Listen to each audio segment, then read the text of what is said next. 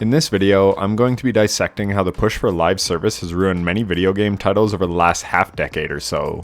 It is no secret that live service games have been flopping left, right, and center, and even established titles like Destiny 2, which were once revered in the industry and had other studios vying to be like them and steal some of their market share, are now also slowly dying.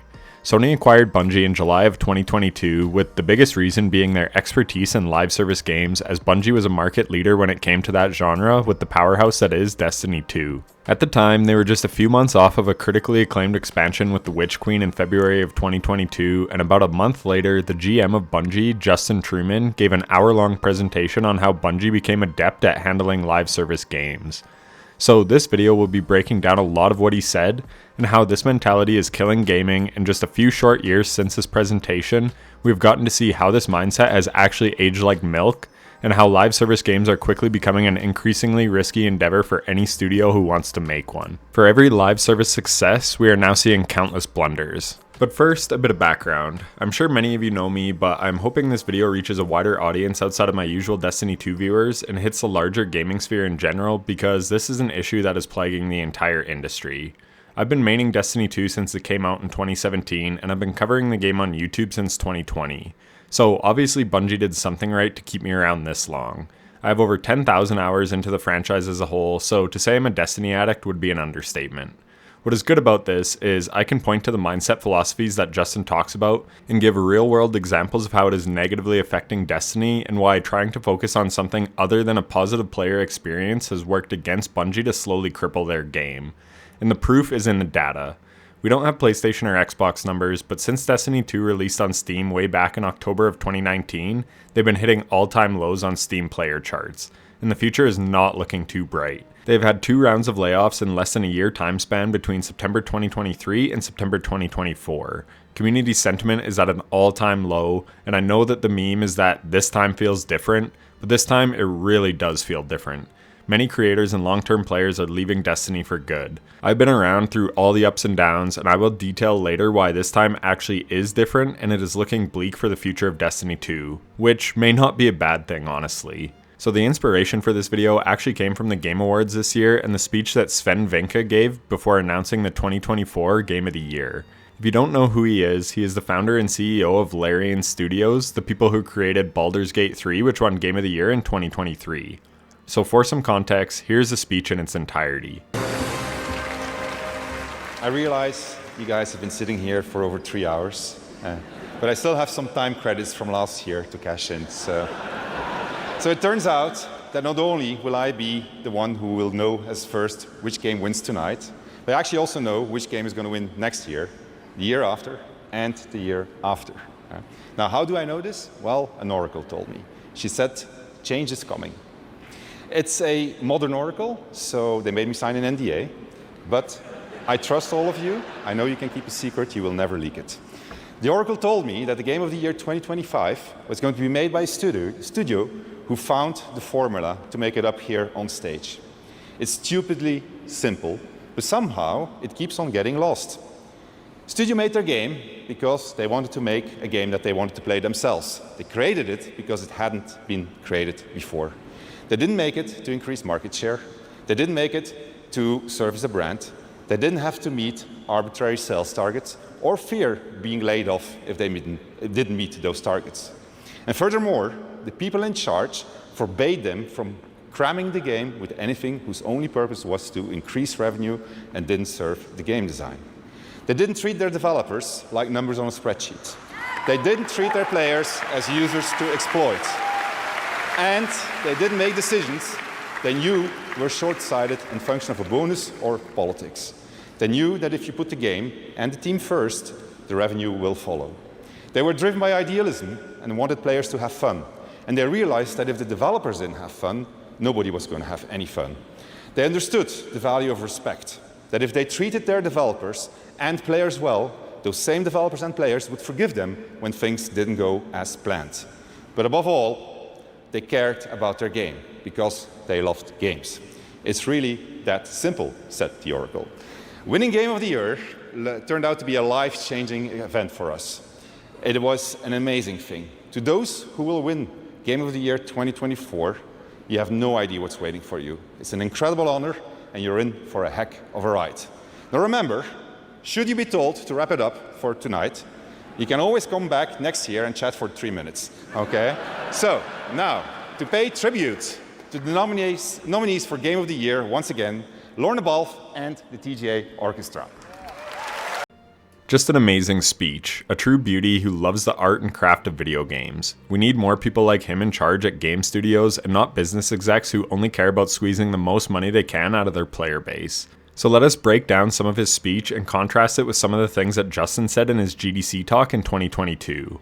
I love the part where he says studios make their games because they want to make something that they would want to play themselves. This resonates so hard with me because the reason I started YouTube was to make videos that I would want to watch myself. I don't do it for the algorithm or money or some other metric. I do it because I care about helping the Destiny community get better at the game. So let's see what Justin's take is on this. Here he is talking about the box service mindset instead of the live service mindset.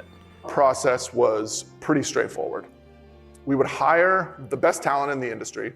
We would give them a lot of freedom to use their creative guts and their creative process to make whatever they considered to be the best game possible. We'd release that product with a big bang and the largest marketing push we could manage, and we'd trust that success by every definition would follow from that. And this was all summed up at the time by our studio motto, we make games we want to play. And we believed that when you trust your gut on making something awesome, making something that you can't wait to play, that all of the different forms of success that you might want, critical acclaim, sales, engaged players, those all just flow naturally and intuitively from that. And this picture is old and grainy because it's an old picture I actually found on my cell phone because we took down that motto a little while after D2 launch as we evolved our view of what success really meant. And our new studio motto, this is a more recent picture, is we create worlds that inspire friendship. But besides adopting a more global and inclusive view, this is really about a shift away from that box product mindset into the service mindset. I truly can't think of anything that better encapsulates how Bungie thinks about their games now versus how they used to. He even says it is a grainy picture from his cell phone because it is an old and outdated way of thinking. They now make games that are more inclusive, will draw in more people. Their whole approach now is to make a game that will appeal to the most amount of people possible. And you know what they say, a game made for everyone is a game made for no one. And here is a clip proving this. Because we liked a lot about the original Destiny 1, but we knew that it had a reputation as a somewhat flawed game. Like it was really fun, but it was also pretty nerdy and hardcore. And so we wanted to turn that on its head and make a much more widely appealing version of Destiny. They wanted to make the game more widely appealing. Why? To make the most money possible. Who cares that you had a diehard community that loved D1? They just want more players. And what happened was they dumbed down the game to such a degree and made it so insanely casual that the hardcore community dropped it after like 6 weeks after its launch, or kept playing it but were bored out of their minds. And the casuals, who only jumped in from expansion to expansion in D1, would play D2 the exact same way and leave when they had their fill. And D2 had so little to offer that this did not take long. By February of 2018, the game was just weeks away from dying if things didn't turn around. And that was also reflected by our in-game data, because Destiny 2's player engagement was both broader, with more players, and deeper, with more hours, than it had ever been in Destiny 1. For about 6 weeks. And then issues started to emerge, with the first signs being our most avid, hardcore community running out of content. This then rapidly spread to broader, more casual players, and eventually these problems spilled all the way out of our community and started creating a bad reputation for our brand in a major way, even amongst gamers who didn't play Destiny. And that threatened the total ecosystem of the game as we first frustrated and then shed our player base. To show this visually, so this was our weekly active users for Destiny 2 in the first few months. And for comparison, this is what Destiny 1 looked like. So far so good. But then this started happening. And this moment right here in February of 2018 was fucking terrifying. So this graph shows the trend of our weekly active users. And at the rate that we were shedding players, we did the math. I remember being in the meeting, we did the math. And if this continued for just 5 more weeks, we would run out of players. The entire population would be gone. And we were seriously looking at potentially being 1 month away from having to just close up shop on Destiny 2 altogether. So what did they do to turn things around? Here it is in Justin's words. And the mantra that we came up with during that difficult year was first trust, then retention, then revenue. And this trust battle took us almost a full year, if I'm being honest. And that's also when we did stuff like we removed all of the microtransactions from some of our releases in that year, taking multi-million-dollar losses in the process because the risk of losing more trust was so much worse at the time than the known loss in revenue. And the reason that we were able to eat that revenue loss was because we knew that revenue wasn't the goal yet. Trust was. Revenue can come later. And then once we had player trust and sentiment under control, we then focused on retention. And this was the real focus of our first major expansion after Destiny 2 launched, Forsaken. Forsaken's product focus, more than any other specific goal for that release, was to fix the end game for Destiny 2, to fix our retention, and to ensure that there were plenty of long-term pursuits and content in Destiny 2 for our most hardcore players. And this focus allowed the product to succeed. Not just succeed in being a great expansion, which it was, but being the expansion that Destiny 2 needed at that moment in time as a service. And it worked. So this was that terrifying moment in February of 2018. But by the time Forsaken launched, 1 year in, our brand trust was back on track. Our retention had recovered from that precipitous drop after D2 launch. And only after we had solved for trust and solved for retention did we then actually start paying attention to the business again. That was when we started experimenting with revenue innovation that we knew would ultimately be player wins, but were complex, and we knew that they needed to be built off of a foundation of trust. So that was when we started charting our course to get out of loot boxes, or and move our store to direct purchase. That's also when we started to add a free-to-play entry point into our game. These were all designed to further sustain the long-term Destiny hobby, and I think they've made our game better for all players.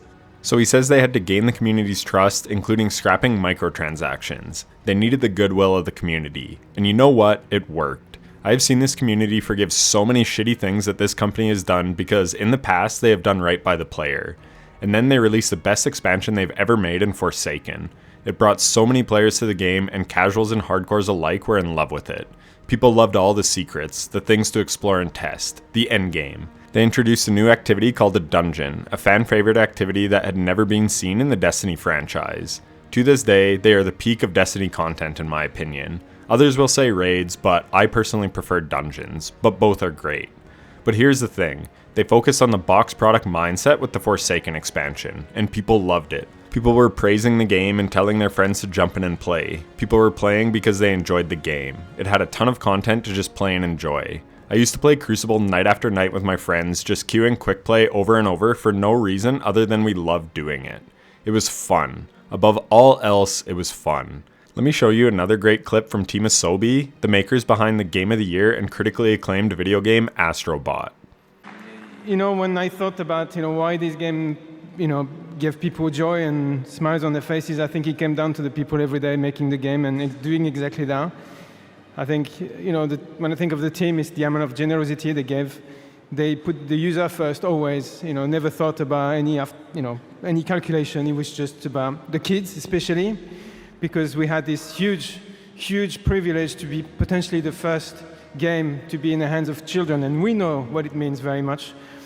So Team Asobi really, from the bottom of our heart, well done and thank you so much. What did they say there? They put the user first. That is key in video games. Sven said it as well. You don't put something in the game that just has the purpose of increasing revenue without serving the game design. This principle is fundamental to the enjoyment of games, and many studios are actively cramming things into the game just to increase player metrics, to bolster their internal key performance indicators. I could go on with the list of things that have been added to Destiny that are there for no other reason than to increase player retention. It is plain as day to me. I will give a couple egregious examples here, but for the sake of brevity, I will not be including every instance that I notice. So the big one is obviously time gating. Bungie is fucking notorious for time gating, and I despise it. I miss the days of Forsaken or Taken King where there was an overwhelming amount of things to do. But after a few months, when you finally completed everything you wanted to accomplish, you might just put the game down. But here's the key. You would put the game down happy and satisfied, hungry to come back for more. I grinded the hell out of Mario Kart 8 until I beat every race and got every gold cup on all the speed modes. 200cc, 150cc reverse. I wanted to beat everything that game had to offer. And now, if I just want to have some fun with friends, I still play Mario Kart 8 over 7 years later. Or if I'm traveling and I'm on the plane, I'll just play it for fun. And I still love it. And when the next installment comes out on the Switch too, I will be all over that game, ready and hungry to buy it and play every bit of content that I can on it. And if they release a map pack, I will be inclined to buy it because I love the game and it will add enjoyment to the game for me. They don't have to do manipulation tactics to get me to buy stuff. I will happily hand over my money because it's a product that I enjoy. However, Bungie, with all the ways they timegate the game, are manipulating you to log in each week to do your Destiny chores. They have seasonal challenges which you have to do every week, but they are not retroactive. So even though I have done all these challenges 20 times over earlier in the season or episode or whatever the fucking marketing team wants to brand it as, let's call it what it really is, a grindy treadmill to keep you playing the game. But yeah, even though I've already done all this, I will have to do it again later in the season if I want to get the little carrot on the stick that they are enticing me with. And I'm just done with it. I literally tell my girlfriend every week that I have to do my Destiny chores. If I didn't create content on this game, I would no longer play it. And that is the reality for a lot of content creators. But the thing is, I do genuinely enjoy making content on the game. I honestly like helping and teaching people, and I happen to be an expert on Destiny. It's not like I am doing this for the money, because to be honest, the money is shit. I'm a smallish channel with low view counts for someone who does this as a full-time job. I would honestly just go back to my old career if all I cared about was making money. But yeah, I enjoy making content and helping people. But sadly, I'm no longer enjoying Destiny like I used to. I used to be all over every weekly update that Bungie would put out. I couldn't wait for the next raid or dungeon to come out. I couldn't wait to test all the sandbox changes. But that love for the game is no longer there, and I will get to why that is. But this year, I do want to try out different games and different styles of content, because I feel I have other things to offer other people.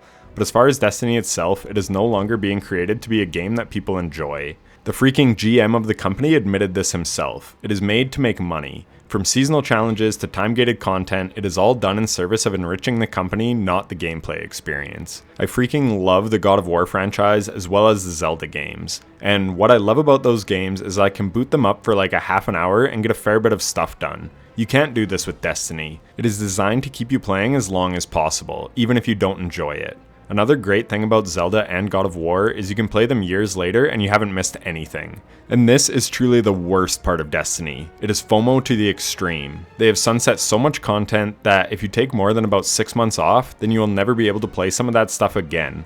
And some of what they create are really awesome and memorable experiences. And it sucks ass not being able to play that ever again.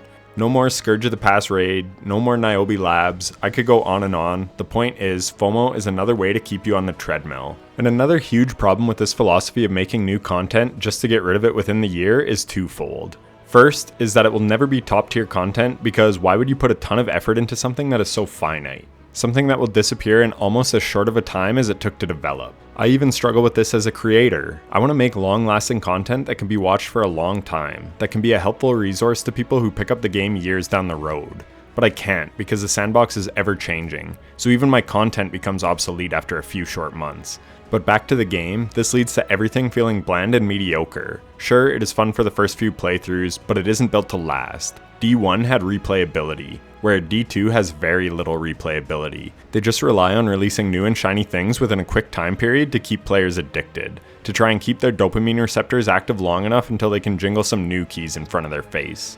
And the second problem is it also has very little innovation. Justin said it himself, that their company got great at seasons because they did them so frequently, so they all followed a blueprint. Third major way that I want to talk about redefining success is in the product itself. And the way we talk about this mindset shift internally is you're building a train station, not a train. So if you think about that box product mindset as building the most impressive, fast, luxurious new train that the world has ever seen. You're poring over the details of the trim in every cabin, the friction on the wheels, everything to make that train the most amazing thing the world has ever seen.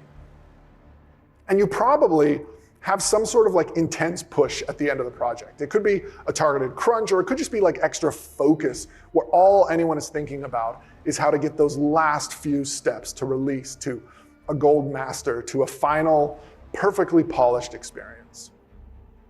But as a live service, what we're actually building is a train station. And the moment that that train has departed, you have another one arriving. And in fact, the track probably needs to be cleared for that next train before the previous one has even departed. So this, to put it visually, this was what our release schedule looked like, and development schedule, during Destiny 1 and Destiny 2 development. So we released Destiny 1, we built a couple expansions, one after another for Destiny 1, and then in parallel, we were building Destiny 2 and eventually released that. But otherwise, it's a fairly straight shot. We were building trains in this model. But this is what our release schedule looks like today. And so at any given moment, we have 5 to 6 releases in various stages of development. And we're not a significantly larger team than we were when we were shipping Destiny 2. Like, this hasn't been a dramatic scale up in team size, but it has been a dramatic scale up in schedule complexity, year over year, with largely the same team. And what comes with that increased complexity is yet another redefinition of what success looks like. Because success for a great train station means predictability. It means scheduling rigor. It means no one should be doing any heroics. It's hard because, it's hard on any creative project to get everybody working the same direction. It gets easier the more similar your blueprint is to something you've done before. Like there's a lot of things that we release in our seasons that we know, even though we're gonna be creative on them, we know the rough size of the box and the shape and what it's supposed to look like. And so we tend to focus when we build our creative pitches on the differences. Like, what are the ways in which we're gonna innovate and be different from our previous blueprints, and then really focus our efforts on like aligning the team around those differences. But like that earlier point about velocity, it's that you don't get the quality on a service through perfectionism or through heroics and overextending yourself in any one given moment. That is train thinking. It's not station thinking. Instead, you get to quality one train at a time. Everything we deliver needs to be a blueprint. We need to understand how the blueprint will be repeated and whether or not we can do that repeating sustainably. And if we can't repeat the blueprint, or if we don't want to, we need to make sure that our delivery of that feature or that content sets up player expectations to match ours, that the blueprint is not going to be repeated. Every season, they would focus on what is actually different rather than what is the same. It all became super formulaic and uninspired. And to be honest, this method worked for a long time, but it is not working anymore. Long-term players of the game are completely burnt out and people are finally checking out. You can only do the same shit over and over and over for so long until you finally need a change. You see, the one thing Destiny had going for it was the ultimate carrot on the stick.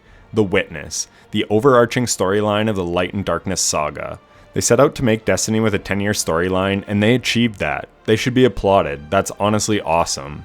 But in June of 2024, that came to an end. and with it came the end of a lot of players continuing to engage with Destiny. And the reality of it is, they would have left a lot sooner if it wasn't for this epic conclusion. But the sunk cost fallacy is a real thing. So many long-term players weren't going to stop playing a year out from the Thanos moment of Destiny. They'd stuck it out for this long, so why not go a little longer? But now that the overarching storyline has been concluded, there is little investment left in the franchise. I don't even play this game for the story at all. I play it for the builds and the gameplay. But Bungie has slapped us in the face so many times with their manipulative practices that I don't want to keep supporting them.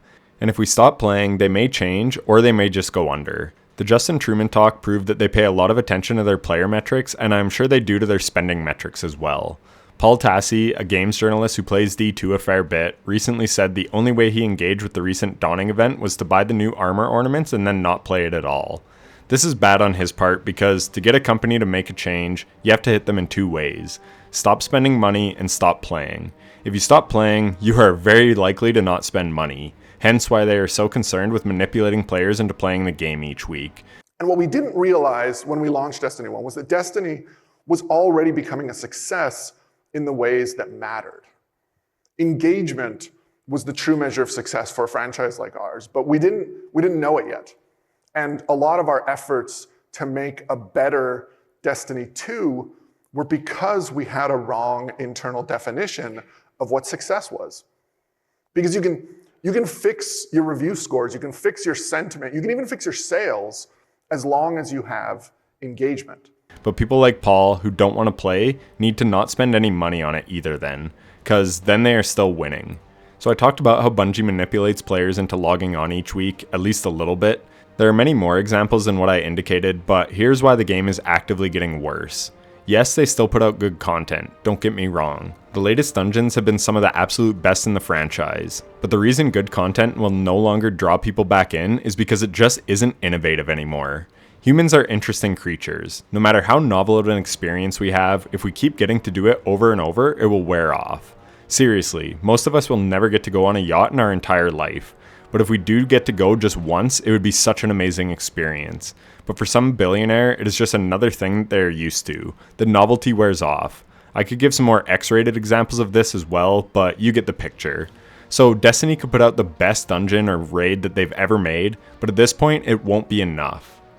We have seen raids like a dozen times at this point, and there are about to be 10 dungeons in the game come February. We've had 14 exotic missions. There's zero novelty or innovation anymore. And the reason so many Destiny players are up in arms right now is because they don't want more of the same. They just don't know that that is why they are angry. Bungie recently released a new exotic mission called Kel's Fall. It had great environment design, was well paced, overall a pretty solid piece of content and in line with what we have come to expect from Bungie exotic missions. But back in the day, when Whisper of the Worm came out, it was hailed as an incredible activity by the community. It was launched in secret, which was also really cool. But here's the thing, it was novel. It was new and fresh and exciting, it had never really been seen before. Everything in Destiny is becoming way too samey. They have lost their desire to innovate, and that is what is killing the game. Nothing feels exciting anymore. If they were still doing stuff we've never seen, then the game would be in a much better spot. But they don't, and this is on purpose. Because like Justin talked about, they want to follow blueprints and keep things in line with a similar structure. And all this development has to be done within certain time constraints. He also talks about how it is more important to be on time with releases than releasing high quality content. And this is a direct quote. So if that's the boxed product approach, then what is the service approach and mindset by contrast? And more than anything else, being a service is about being fast. For a live service, more than anything, more important even than quality, a live service is about being fast.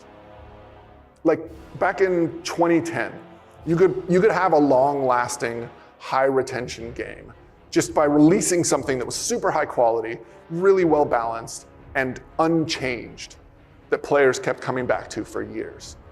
But to stay afloat as a service today, you need to be constantly feeding your players. You need to be responding to their concerns. You need to be making the game better. And so if box products are in the business of over-delivery, live service is the business of constant delivery. And to provide that constant delivery to players, you need to be fast. You need to be as fast as your organization can possibly be. And so at Bungie, one of the key lessons that we codified here to shift our mindset is that velocity is more important than position. Like, your position is your game's quality right now. How good is it? What issues does it have? How much content does it have to engage your players? And these are all important questions, but so much more important for us now is how fast can you change that position? If your players need more content, how fast can you funnel it into your game? If your game has an unbalanced meta, how long does it stay unbalanced? And if your community has a valid complaint, how quickly can you respond to that complaint? And this is why, in this important but unintuitive way, I'd rather have fast than perfect. And a fast game will become great. But a great slow game will very quickly fall behind. This shift in our mindset to focus on velocity has meant that for our future games that we're building, we mentally shift a lot of our focus away from the launch of the product. Because all of our industry experience and training, all that box product training, has us traditionally laser focused from day one on having the best possible game on the day it launches. That's what you're losing sleep over, is what's gonna happen when we finally get to launch day. But if you're trying to make a live service, we found you should actually kind of de-emphasize that launch in your mind. A much more important question is, what is your roadmap and release tools gonna look like for the first year after your game launches? Because you can launch with a game that blows people's minds and is super high polish. Or you can launch with a game that has lots of promise but a bunch of janky issues on day one. And the sifter that's gonna determine which of those two games is relevant 12, 24 months later is their velocity. How many updates came out? How much better was the game getting each month? Because that is what builds and retains fans in 2022. And if you're optimizing for that, then the position that you're in on the day you release becomes less and less relevant, because it's just one beat among many on your way towards a perfect game. And the reality is, if you try to launch a new live service game in the 2020s, it's kind of like that Pixar quote, a simple fact is, your game is probably gonna suck at launch. And that's okay. Launch is not the end of your journey. Launch is the beginning. No new game iterated on in secret for however many years can show up and immediately beat the existing live services that have had the advantage of being able to iterate directly with their community for 5 or 10 years. You don't get to win that battle on day one. But if you're focused on your velocity, not your position at launch, then the better challenge becomes, how fast can you improve your game once you are in that same direct dialogue with your community? And that is detrimental to their success, in my opinion. Personally, I love when I hear that a game is being delayed. It means they are taking the necessary time to release a quality product. So let's zoom out from Justin and Bungie's mindset and look at how this has decimated games throughout the industry. All because some dickhead executive has to push out a game by a certain date to meet a quarterly quota to appease the fucking shareholders. It is really what is wrong with the gaming industry. I've heard that Halo Infinite is a pretty good game now, and that's great that it finally got to a good place, but it released in November of 2021, well before it was ready. But of course, gotta get those Black Friday and Christmas sales, right? Anyways, it peaked at around 250,000 players and had more than 100,000 average players the month of its release. It then went down by 50% of its player base month over month for the next 4 months, essentially killing the game. Why? Because it was half-baked on release. And here's the thing, yes, some players may go back to it after hearing it's better now, but most won't. You only get one chance at a release, and most players aren't going to go back if they left with a bad taste in their mouth. Want another example of this same work in action? Battlefield 2042, released half-baked, had 100,000 peak players and 50,000 average the first month of release, and then lost 60% of the player base month over month for the next 3 months, essentially killing the game. How about a worse example? Suicide Squad Kill the Justice League. You can see for yourself that it was horrible from the jump with no mass market appeal, and it will cease any future updates in the near future. And you know what the worst part about that is that the makers of this game was Rocksteady Studios. They developed the Arkham trilogy back in the day, Asylum, Night, and City. I own those games and I fucking loved them. They were super fun single player titles. I don't know how they sold, but I bet they were more of a commercial success than Suicide Squad was, as some reports say that Suicide Squad lost up to $200 million. So not only are we getting rushed products that are nothing more than cash grabs, we are also being denied other potential fun games that will never see the light of day because they don't have as much potential as a live service. Big emphasis on the air quotes potential, but I really hope that this mindset is shifting thanks to the examples I've highlighted here.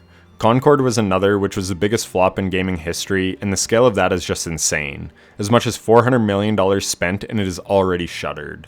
Another example is Redfall, a colossal flop of a wannabe live service. Hell, even Anthem. It had some success at the start, but ultimately it was a game that should have been delayed. I remember reading reports that they made up a game trailer to show some EA exec how good the game was, when it was not even close to being ready or even close to being as good as the trailer made it out to be. Like, what the hell's the point of that? Just be honest, take your time, and deliver the game when it's fucking ready, when players will be able to play it and enjoy it. There are so many flops and only the odd success story. You have No Man's Sky making a triumphant rise from the ashes. I've not played that game, but by all accounts it's really good now. But I assume that the studio behind it did the one thing all studios should do. Put love and care into the game to make it great. To make it a good experience for players. Same with Cyberpunk. I was so disappointed that it launched in a terrible state because it had been hyped for years. And now it is praised as being a great game, and that does make me happy, but I would have been so much happier if the studio had just delayed the game until it was ready and it was being praised on launch. Not removed from the PlayStation Store because it barely functioned. Hopefully CDPR learnt their lesson and they take as long as they need to on The Witcher 4. But back to Cyberpunk, a big reason it ran like shit is because they released it on last-gen consoles. Why? Probably so they could make more money. Just release it on next gen. Take the hit on sales, but take the win with the critical acclaim. It will be worth it in the end. Trust me. When you look at the Game of the Year award winners, something stands out. They are all complete products. It Takes Two is a game that I love, and I just love going back to it whenever I can. Breath of the Wild, an absolute masterpiece. Nintendo in general is great for just releasing exceptional games. Tears of the Kingdom was awesome too, and all their Mario titles are great. Rockstar is a lock to produce high quality games as well. They put a ton of time and care into GTA 5, and it is the single highest grossing piece of media in the history of our species. It's just a fun ass game, and people will happily spend if they are enjoying their time and feel that they are getting a good product. But way too much of society lately is just about making the most money off spending the least, by providing the minimal viable product. Here's Justin Truman with another quote for the ages with respect to that. So, remember back when I said that box products are in the business of over-delivery. Over-delivery is actually dangerous for a train station. With every release that you put out there, you're setting a pattern for your community and for your players. And so if we release an expansion with 2 raids, let's say, next year, our community is going to be upset if we go back to only 1 raid. We've hurt the station by making a rogue decision on just one of the trains to over-deliver. But at the same time, and this is why this lesson is painful to us, is because so much of quality and like delight in our craft comes from over-delivery, right? Like it comes from giving folks stuff above and beyond what they expected. And we still want to do that. We still want to surprise and delight and sometimes even overwhelm our players. But we need to be mindful of the patterns that we're creating, the implied future commitments that we've set for ourselves each time. Because it's hard to tell a team that has extra cycles and they have energy and they want to do something amazing and they know how to do it. And it totally would be amazing and awesome for the game. Sometimes we have to tell them, like, we shouldn't ship this because it's an over-delivery that is going to set us up for failure on future trains. Ah yes, the classic line, beware of over-delivery. If any players are still sticking around for Destiny, they may actually get some great content in the near future. The game is dying, and the last time that it was Curse of Osiris, and then we got Forsaken a few months later. That content was over-delivery in so many ways, and it is why long-term Destiny players still hang on to this day. For the slim chance that we may make a return to the glory days that we all look back on so lovingly with our rose-tinted glasses. The nostalgia of the greatest era in Destiny. But sadly, that era was before the mindset shift set in of meeting deadlines over quality bars, of keeping everything samey for the sake of staying on schedule, because that is more important than delivering the best product apparently. You know, the saddest part about this is that Bungie had that mindset back in 2022 before being purchased by Sony. That means they were a private company. I get EA being a bunch of shitbags because they are beholden to ever-important shareholders, but Bungie wasn't. They were a private company, and yet they still had this mindset. Fuck, that's disappointing. At the end of the presentation, they had a short Q&A, and I thought this question was so insightful. Maybe just as a quick follow-up, based on your KPI, do you have a point where, like, live ops, this is where we would start to ramp down? Have you thought about that far in the future? Not anytime soon. We are very happy with where Destiny is, and it is getting bigger each year. So. Cool, thank you. Yeah. Funny, hey, that this reporter was like, have you thought about less reliance on live service? And his response is basically that business is booming. And they also said that they want to hire more people, which aged horribly given that they laid off roughly 40% of their staff in just a couple years after this presentation. And if you like what you heard, we'd love to have you on this learning journey with us, building the future of live services at Bungie. So we're hiring right now for almost every type of role imaginable. We have development, publishing from entry level to director level, and we would love to speak with you. I want to show off one of my favorite clips from the Game Awards, and that is from Joseph Ferris, the creative director of Hazelight Studios. That studio brought us It Takes Two, and I'm sure Split Fiction will be a masterpiece as well. All right, I can't tell you how pumped and excited I am to be here today to show you our next thing. I mean, I'm telling you, at Hazelight, we have a saying where we say, we fuck shit up without fucking up. And no, listen. This time, it's some next level shit, I'm telling you. I mean, no, what we're gonna show you is gonna be amazing. I know I sound cocky, but it's really hard not to be cocky when you have a game like this. Are you ready? All right, let's roll Hazelight's next co-op adventure, go. Did you notice how hyped he was for his game? And same with the people from Team Asobi. These people love and take pride in their product. They want people to enjoy it. As a creative myself, albeit in a different medium, I love and also reciprocate that passion. They are making those games because they want people to enjoy them, not to make money or increase shareholder profits. They do it for the love of the art form. While I do hope this video gets a lot of views, I'm not making this video hoping it catches the algorithm and I make a ton of money off it. I'm doing it to hopefully reach a wider audience to get people talking about the sorry state of the gaming industry, to be pissed off that it has been overtaken by capitalists instead of artists, to be mad that their favorite franchises are being slowly milked into irrelevance just to turn a profit, rather than because a studio wants to make a product that they are proud of and want people to enjoy, to tell a story that they are passionate about rather than to structure a game in a way that will make them the most money. I listened to and dissected that whole GDC presentation and it just made me sad. Sad that we as Destiny players have been robbed by so many amazing moments that the talented devs wanted to bring us, but weren't allowed to because it wouldn't be a smart move financially. You don't get a chance to recover from any overextensions. If you spent an extra week closing that last release, you've just lost a week on your next release, and you're already behind. The reality on the team is that this is a constantly ongoing battle. We don't catch every case on every team, but with every new release, we are trying to constantly, proactively identify where our teams are overextending themselves. Whether this could be through their own passion, or it could be through feature overscoping. But regardless, we try to actively help each team member to learn this lesson so that they can ultimately get onto that never crunching path. Because you don't want to be on the other path. Because it's hard to tell a team that has extra cycles and they have energy and they want to do something amazing and they know how to do it. And it totally would be amazing and awesome for the game. Sometimes we have to tell them, we shouldn't ship this because it's an over delivery that is going to set us up for failure on future trains. Does that really sound like a studio trying to deliver the best product that it can for its players? Absolutely not. They are clearly far more worried about the downstream impacts that delivering a top-tier update would have. It's really sad because the developers are clearly passionate about the game, but they are being held back by management who, unfortunately, are the people with the final sign-off on what gets made and shipped. Another quote really stuck out to me that made me mad. Justin talks about making decisions based on data. This basically turns the art form of game creation from an art to a science. But even when we take those big swings, when we're guided by that creative vision, those creators then get to be scientists. What we do is we try something new, but ahead of time, we predict what we think is going to happen. We then take those predictions and quantify them.